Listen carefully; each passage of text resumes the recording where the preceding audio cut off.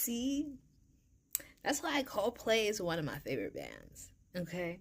Chris Martin ain't shit for this one. He ain't shit. He ain't shit. I'm gonna go ahead and listen to his albums, okay? Viva La Coldplay was my favorite. But this is a prime example of why you keep your dick off the cash register. Keep your dick off the cash register. You don't sleep with your coworkers. You don't.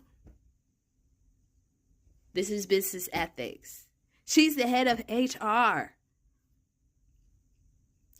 Then you wonder why they want everybody from corporate America to come back to the office 5 days a week and no longer have working from home again?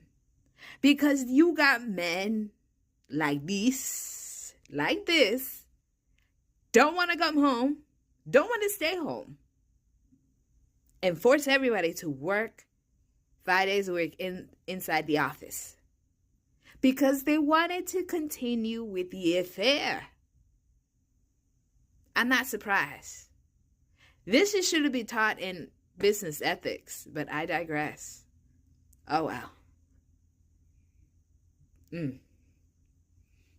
Stay unemployed, everyone.